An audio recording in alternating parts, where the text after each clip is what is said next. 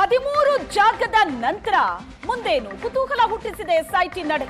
ಪ್ರಾಥಮಿಕ ವರದಿ ಸಿದ್ಧಪಡಿಸೋದಕ್ಕೆ SIT plan ಮಾಡಿದೆ.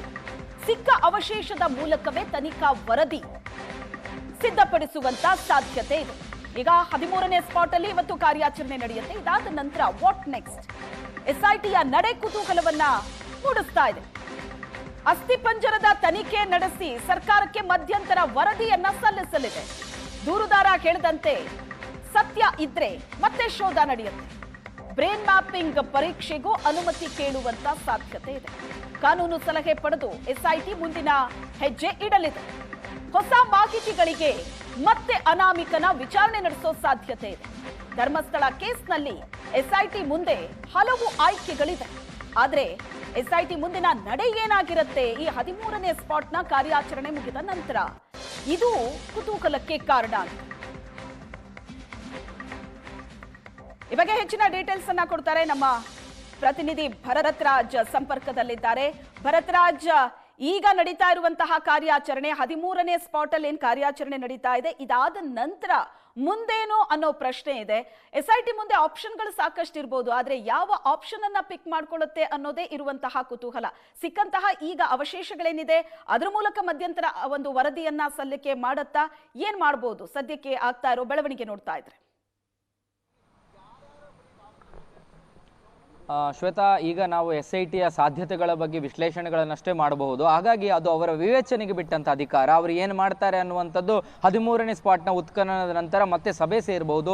ಸಭೆಯ ಬಳಿಕ ಏನು ಚರ್ಚೆಗಳಾಗುತ್ತೋ ಮತ್ತು ಅದಕ್ಕಿಂತಲೂ ಮೊದಲು ಒಂದಷ್ಟು ಚರ್ಚೆಗಳಾಗಿರ್ಬೋದು. ನಿಗದಿತವಾಗಿ ಆರಂಭದಲ್ಲಿ ನಾವು ಇಷ್ಟೇ ಪಾಯಿಂಟ್ಗಳನ್ನು ಗುರುತು ಮಾಡಿ ಅದರ ಉತ್ಖನನ ಪ್ರಕ್ರಿಯೆಗಳು ನಡೆಸುವ, ಆ ಬಳಿಕ ಅಲ್ಲೇನಾದರೂ ಸಿಕ್ಕಂಥ ಸಂದರ್ಭಗಳಲ್ಲಿ ಅಲ್ಲಿ ಅದರ ಒಂದು ಸತ್ಯಾಸತ್ಯತೆ ಪರಿಶೀಲನೆ, ಅದರ ಫೊರೆನ್ಸಿಕ್ ವೈಜ್ಞಾನಿಕವಾದ ವಿಶ್ಲೇಷಣೆಯ ಜೊತೆಗೆ ಬೇರೆ ಬೇರೆ ತನಿಖೆಗಳನ್ನು, ಆಯಾಮ ಮತ್ತು ಅದನ್ನ ದಾಖಲೆಗಳಿಗೆ ಸಂಬಂಧಪಟ್ಟಂತೆ ಈಗಾಗಲೇ ಇಲ್ಲಿರುವ ವಾದ UDR ಪ್ರಕರಣಗಳ ಹೆಣಗಳನ್ನು ಅಲ್ಲಿ ಹೂಡಿಡಲಾಗಿದೆ ಅನ್ನುವಂಥದ್ದು. ಹಾಗಾಗಿ ಅದರ ದಾಖಲೆಗಳನ್ನು ಅದಕ್ಕೆ ಸಮೀಕರಿಸುವಂಥದ್ದು ಮತ್ತು ಆ ವಾದಗಳು ಗೆಲ್ಲುತ್ತಾ ಸೋಲುತ್ತಾ ಅನ್ನುವಂಥದ್ರ ಬಗ್ಗೆಯೂ ಕೂಡ ತನಿಖೆಗಳನ್ನು ಬಹಳ ಮೇಲ್ಮಟ್ಟದಲ್ಲಿ ನಡೆಸಬೇಕಾಗುತ್ತೆ. ಹಾಗಾಗಿ ಮುಂದಿನ ಪ್ರಕ್ರಿಯೆಗಳು ಅವುಗಳ ಕಡೆಗೆ ತೆರೆದುಕೊಂಡು ಇಡೀ SIT ಟೀಮ್ ಆ ಆಂಗಲ್ಗಳಲ್ಲಿ ತನಿಖೆಯನ್ನು ಮುಂದುವರಿಸಿ ಸತ್ಯಾಸತ್ಯತೆಗಳ ವರದಿಗಳು ಬಂದ ನಂತರ ಅದನ್ನು ಬಹಳ ಕ್ಲಿಯರ್ ಆಗಿ ಟ್ಯಾಗ್ ಮಾಡಿದ ನಂತರ ಇದೆಲ್ಲವೂ ಆದ ನಂತರ ಇದರೆಲ್ಲದರ ಒಂದು ಅಂತಿಮ ವರದಿಯನ್ನು ಸಿದ್ಧಪಡಿಸಿ ಅದರಲ್ಲಿ ಸತ್ಯತೆ ಇದೆಯಾ ಅನ್ನುವಂಥ ಒಂದು ಅಂತಿಮ ನಿರ್ಧಾರಕ್ಕೆ ಬಂದ ಮೇಲೆ, ಒಂದು ವೇಳೆ ಅದರಲ್ಲಿ ಸತ್ಯತೆ ಇದೆ ಅಂದ್ರೆ ಖಂಡಿತವಾಗ್ಲೂ ನೆಕ್ಸ್ಟ್ ಮುಂದಿನ ಪ್ರೊಸೀಜರ್ ಕಡೆಗೆ ಹೋಗಬೇಕಾಗುತ್ತೆ. ಆ ಮುಂದಿನ ಪ್ರೊಸೀಜರ್ ಮತ್ತೆ ಉತ್ಖನನ ಪ್ರಕ್ರಿಯೆ ಕಡೆಗಳಿಗೆ ಹೋಗಬಹುದು.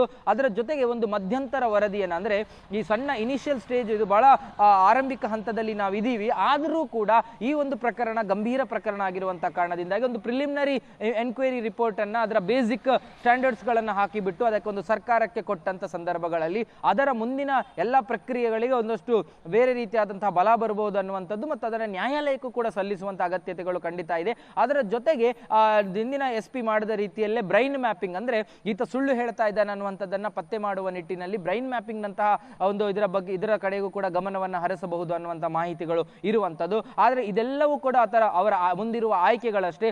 ಅದರ ಜೊತೆಗೆ ಆತ ಹೇಳಬಹುದು, ನಾನು ಈಗ ತೋರಿಸಿದಂಥದ್ದು ಒಂದು ಕಾಡನ್ನು ಹೊರತುಪಡಿಸಿ ಬೇರೆ ಜಾಗಗಳಲ್ಲೂ ಕೂಡ ನಾನು ಹೂತಿಟ್ಟಿದ್ದೀನಿ ಅಂದಾಗ ನಿಜಕ್ಕೂ ಕೂಡ ತನಿಖೆಯ ಹಿತದೃಷ್ಟಿಗಳಿಂದ ಇದನ್ನ ಕೂಡ SIT ಅಧಿಕಾರಿಗಳು ತಳ್ಳಿ ಹಾಕುವಂತಿಲ್ಲ.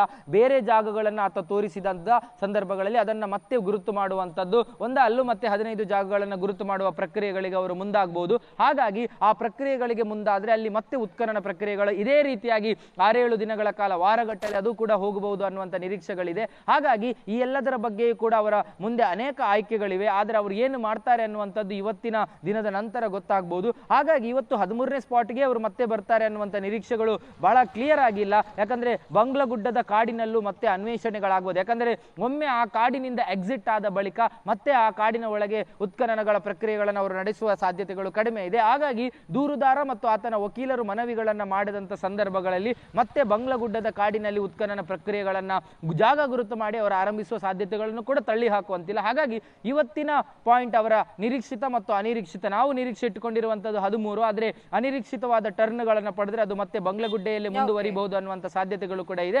ಒಟ್ಟಿನಲ್ಲಿ SIT ಮುಂದೆ ಅನೇಕ ಕುತೂಹಲಕಾರಿ ನಡೆಗಳಿವೆ. ಅದನ್ನ ಯಾವುದನ್ನ ಅವರು ಪ್ರೆಸೆಂಟ್ ಮಾಡ್ತಾರೆ ಅನ್ನುವಂಥದ್ದನ್ನ ಕಾಯಬೇಕು.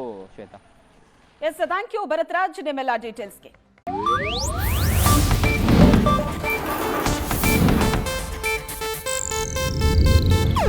ಇದು ಏಷ್ಯಾನೆಟ್ ನ್ಯೂಸ್ ನೆಟ್ವರ್ಕ್ ಪ್ರಸ್ತುತಿ.